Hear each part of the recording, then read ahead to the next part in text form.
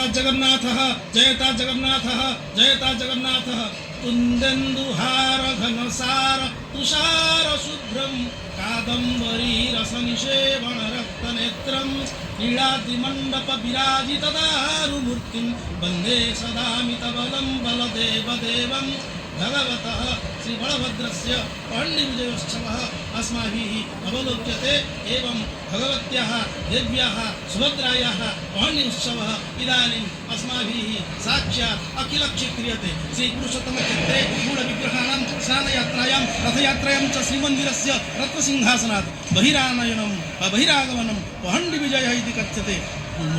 एकैकं पादं संस्थाप्य मन्दं मन्दं गमनं संस्कृतभाषया पदहुण्डनमिति वा व्यवहारः क्रियते। केचन कथयन्ति तत्र पदहुण्डनमिति वा तस्मात् अस्माकं तत्र अपभ्रंशभाषया ओडिया भाषया वा बाहुण्डः इति प्रयोगः क्रियते। ओडियां स्थानीयभाषया महाप्रभोः पहण्डिविजय इति कथयन्ति।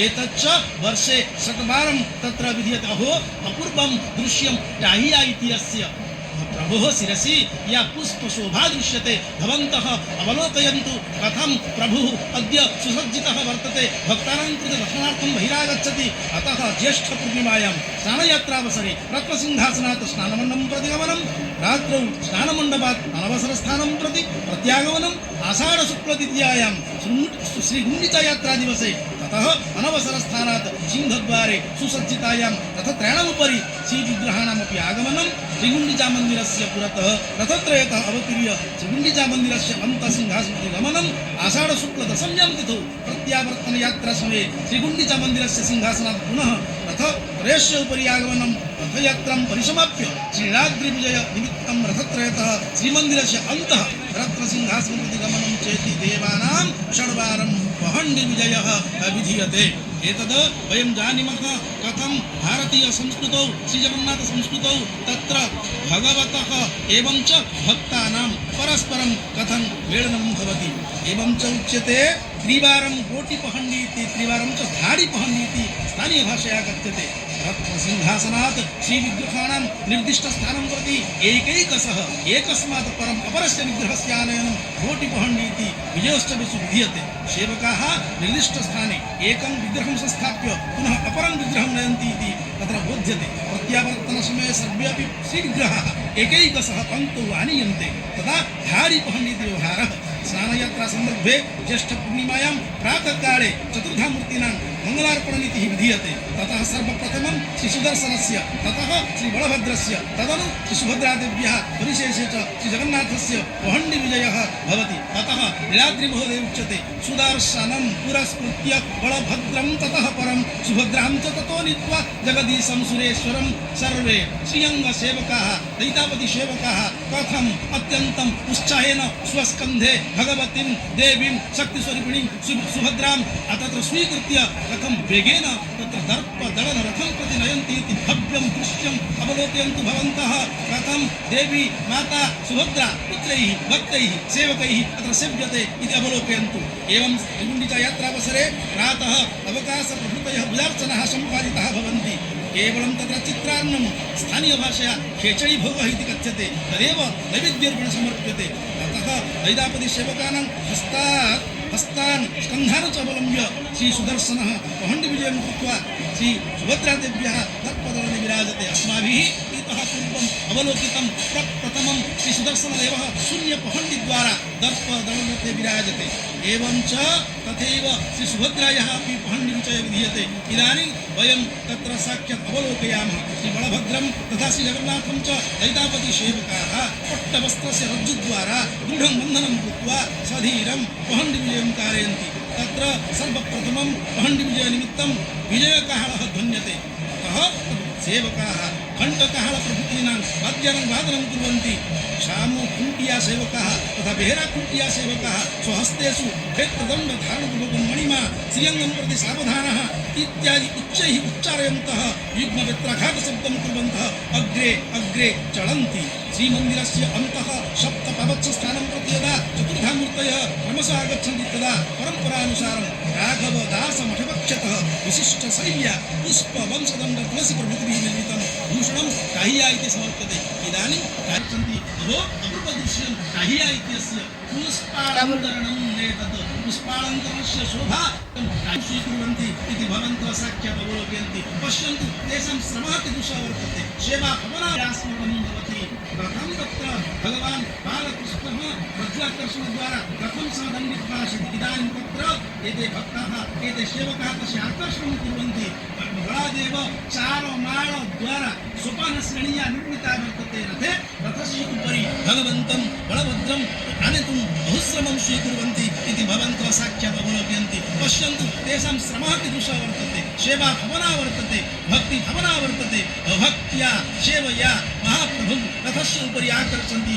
अहो अपूर्वदृश्यं काहिया इत्यस्य पुष्पालङ्करणम् एतत् पुष्पालङ्करणस्य शोभा दिव्या वर्तते इमां शोभां दृष्ट्वा अस्माकं जीवनं सर्वथा सफलं भवति एतस्य आभूषणस्य श्रीमस्तकेषु धारणेन मूर्तीनाम् अपूर्वा कान्तिः द्योतते विविधमठपक्षतः पङ्क्तिनैवेद्यं समर्प्यते चामरसेवादि क्रियते घण्टसेवकाः वाद्यानां तालैः घण्टनादं कुर्वन्ति एवम् इतिहासानुसारमपि ज्ञायते प्रताप नरसिंहदेवस्य राजत्वकाले पहण्डी विजयार्थं पटवस्त्रवचूनां व्यवहारः प्रचलितः आसीत् कवयः अपि पहण्डी विजयं पुरस्कृत्य बहुविधं काव्यं रचयन्ति अतः तत्र दारु देवता ताण्डवस्तोत्रे कविरस्मि ब्रजकिशोर त्रिपाठी महोदय लिखति धडं धडं धडद धडद पहण्डी शब्दमण्डितं धडर धडर धडर धडर रथीयानादकम्पितं थथै थथै थथै थथै मृदङ्गलास्य शोभितं स्मरन् स्मरन् स्मरन् स्मरन् नमामि दारुदैवतम् एते तत्र चतुर्धा मूर्तयः कथं तत्र पहण्डी विजयं कृत्वा रथारूढा भवन्ति इति अपूर्वं दृश्यं भवन्तः अवलोकयन्ति एवं च तत्र पहण्डी विजयं पुरस्कृत्य रथेशतकम् इति काव्ये कविः कृष्णकेशव षडङ्गी महोदयः एवं प्रार्थनां करोति रथेश जय हे क्षणं त्रिदश वृन्दमालोकितुं नभसि उदितवीक्षण तुरितामिष्टमाभाषितुं क्वचिद् मृदुलतुलितोपरि निविष्टपादक्रम क्वचापि धरणि तळलसत् सरणीनीतोपसङ्क्रम कथं भगवान् शनैः शनैः पादं संस्थाप्य तत्र गच्छति कथं सेवकाः आकर्षणं कृत्वा इदानीं पश्यन्तु चारमाळद्वारा अर्थात् तालवृक्षस्य खण्डैः सोपानश्रेणी निर्मिता वर्तते रथस्य उपरि क्रमशः तत्र भगवन्तं श्रीबलदेवं भक्ताः आकर्षणपूर्वकं नयन्ति भगवान् अपि शीघ्रं गन्तुं नेच्छति यतोहि सः पतितपावनयात्रां कर्तुं बहिरागतः अतः अहं भक्तानां पुनः पुनः दर्शनं करोमि तदर्थमेव भक्तान् प्रति अत्यन्तम् अनुकम्पितः भगवान् इदानीं रथस्य अपूर्वं दृश्यं भवन्तः पश्यन्तु बलभद्रस्य यः रथः तालध्वजरथः अस्माकं पुरतः विराजते तालध्वजरथस्य आरोहणं कर्तुं प्रभुः कथम् उपक्रमते नीलाम्बरं निखिलपावनपादपद्मं कृष्णाग्रजं विविधभूषणभूषिताङ्गं रक्ताधरमुस्मितमुखं नयनाभिरामं वन्दे सदामितबलं बलदेवदेवं भक्तकविः डॉक्टर प्रदीप्त कुमार नंद महोदयः भगवतः बलभद्रस्य एवं स्तुतिं करोति एवं च सः प्रार्थनां करोति कथयति हे प्रभो भवान् अवश्यं भक्तानां कृते दयावान् भवतु दयां करोतु कृपां करोतु तालध्वजरथं प्रति शीघ्रम् आरोहतु यतोहि अद्य एकस्मिन् दिवसे श्रीगुण्डिचोत्सवः भवति नेत्रोत्सवः भवति नवयौवनदर्शनं भवति रथयात्रा भवति कोटिशः भक्ताः प्रतीक्षमाणाः सन्ति शीघ्रमेव रथस्य उपरि आरोहणं करोतु भवान् तालध्वजे रथवरे परिशोभमानं संकर्षणं सकल शंकर कर्मदक्षं मित्रानुकंपनवसात् कृततीर्थवासं वन्दे सदामितबलं बलदेवदेवं भगवान् बलदेवः तत्र भवति भगवतः शेषस्य अवतारस्वरूपः स्वयं शिवस्वरूपः अस्ति भगवान् अतः यशेषलक्ष्मणहलायुधनामपुञ्जै राविर्भवत्यनुयुगं विभूतोषणार्थं तं ज्येष्ठदेवमवनीधर रुद्ररूपं वन्दे सदामितबलं बलदेवरूपं भक्ताः तत्रैव रथस्य निकटे दण्डयमानः भगवन्तं बलदेवं प्रति स्वभक्तिनैवेद्यं कुर्वन्ति दूरदर्शनमाध्यमेन अगणिताः दर्शकबन्धवः भवन्तः स्वगृहे स्थित्वापि एवं दृष्ट्वा भगवन्तं बलभद्रं प्रति स्वकीयां भक्तिं निवेदयन्तु इदानीं भगवती माता सुभद्रादेवी कथं तत्र सेवकैः आनीयते इति पश्यन्तु इदानीम् अहम् इतः पूर्वम् उक्तवान् तत्र पङ्क्तिद्वारा क्रमशः देवाः रथं प्रति आनीयन्ते अपूर्वं दृश्यम् अस्माकं पूर्वजन्मकृतपुण्यफलबलेन वयं तत्र पहंडी विजयोत्सवं पश्यामः महाप्रभुः जगन्नाथः पृष्ठतः एव आगच्छति तस्य मंदं कर देते हैं, जाओ आपको 10 दिन की छुट्टी, जाइए और अब हमारे देवतापति और सेवकगण मेरी सेवा करेंगे।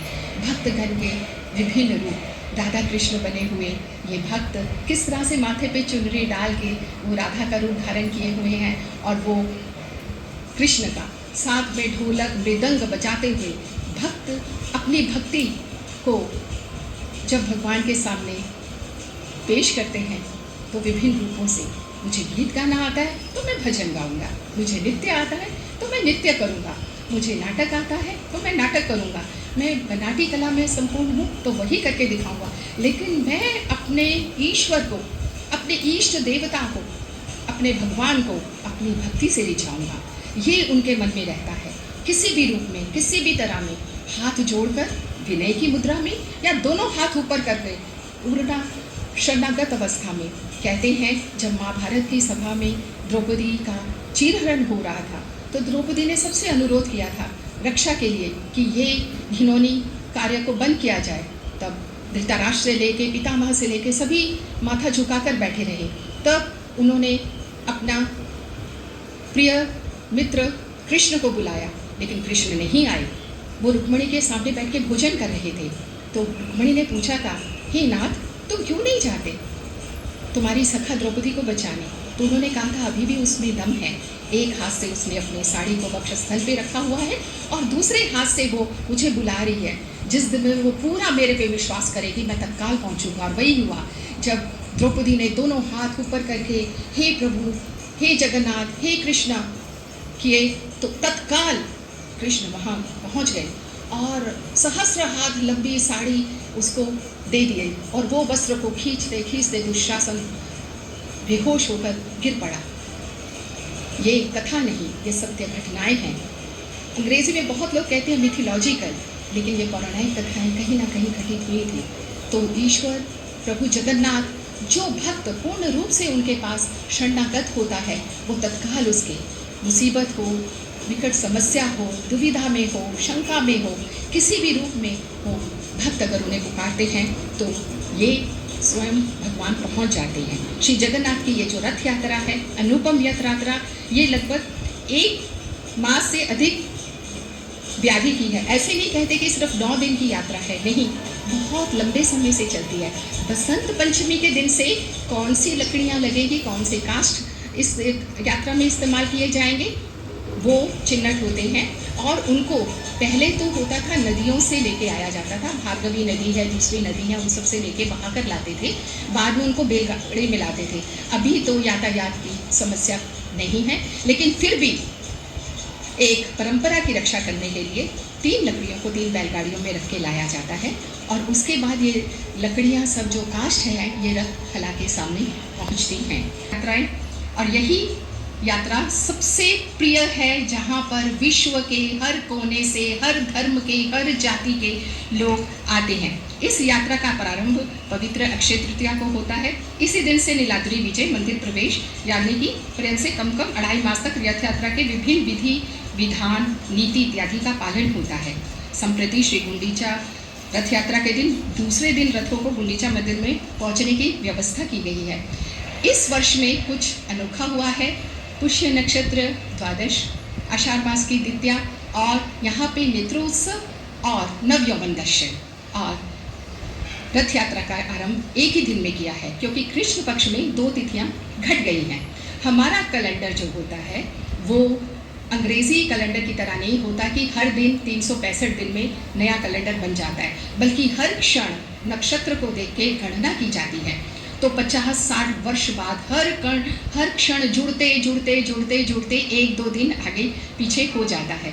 जगन्नाथ मंदिर की सारी प्रक्रियाएं, सारी रीतियां नक्षत्र गणना पे ही निर्भर करती हैं। तो नक्षत्र गणना पे यह निर्णय लिया गया कि नवयौवन दर्शन, जो कि 69 के बाद जब वो नया रूप लेके, जब वो तैयार होकर अपने भक्तों को दर्शन देते हैं और चांदी की सिलाइयों से, चांदी के पिंगल में, बर्तन में जो काजल तैयार किया जाता है, प्रभु को लगाया जाता है, दत्त महापात्र सेवायत लगाते हैं, वो नेत्रोत्सव देने के लिए लाखों की भीड़ उमड़ कर आती है। उनको और आज की रथ यात्रा को एक साथ रख दिया गया है। तो आज का दिन सचमुच अद्भुत है। और ये देखिए, अपने दोनों नयनों से, भ्रमित नयनों से पूरे विश्व को निहारते हुए ये जगन्नाथ जी धीरे धीरे आगे बढ़ रहे हैं। कितने सुंदर, अपूर्व, अद्भुत, विस्मय ठाकुर हैं हमारे। इनको किन शब्दों में वर्णना की जाए। सिंह द्वार से सजे हुए, यहाँ पर धाड़ी पहंडी, जैसा कि हमने पहले बताया है कि जब एक विग्रह रत्न सिंहासन से उतरते हैं और वो जब 22 पहाज की जो 22 सीढ़ियाँ हैं उसकी 7वीं में पहुँचते हैं, तब टाहिया लगा के जब रथ की तरफ जाते हैं तो दूसरे विग्रह को उतारा जाता है। तो अब बलराम जी चंद्रमान के समान श्वेत वो आसन ग्रहण कर चुके हैं और उधर उनके छोटे भाई, इस जगत के पालनहारा जगन्नाथ जी माथे पे मुकुट लगाए हुए अपने दो नयनों से, और कुछ नहीं दिख रहा, और कुछ नहीं दिख रहा, और किसी को कुछ चाहिए भी नहीं, अपने दो नयनों से निहारते हुए बाहर आ रहे हैं। पूरे भक्तगण आतुर हो गए हैं, कब हम अपने इस प्रभु के दर्शन करेंगे, कब वापस आएंगे। हमें बहुत ही गर्व है दूरदर्शन पर कि वो इतनी सुंदर ढंग से ये सब रीति नीति को हमारे सामने प्रस्तुत कर रहे हैं। जय जगन्नाथ, जय जय जगन्नाथ, जय जय जय Jagannath.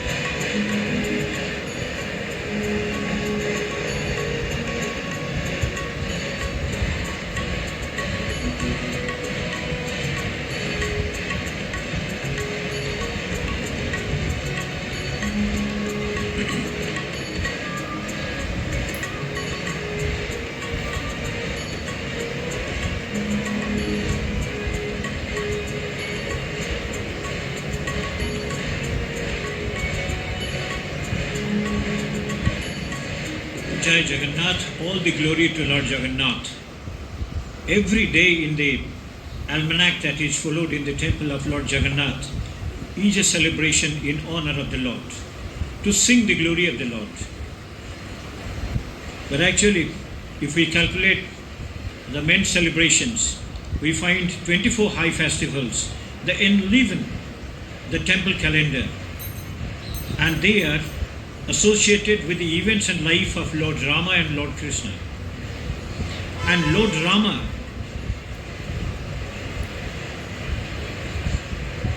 and Lord Krishna, they are none other than Lord Jagannatha. All incarnations of Lord Vishnu or Lord Rama, they are said to rise and return to the primal divinity that is Lord Jagannatha. So in that way, Lord Jagannatha is no avatari, is the source of all avatars, and he is the supreme order of all energy. So this is how the temple designed chariot has Lord Balabhadra seated there, and the stout-bodied servitors, they are of non-Brahmin origin. And here, the attendants to the Lord, they come from different castes and creeds. So that is the way it runs above the caste line. So this is how, after Lord Balabhadra is seated in his own canopy, in the own in chariot,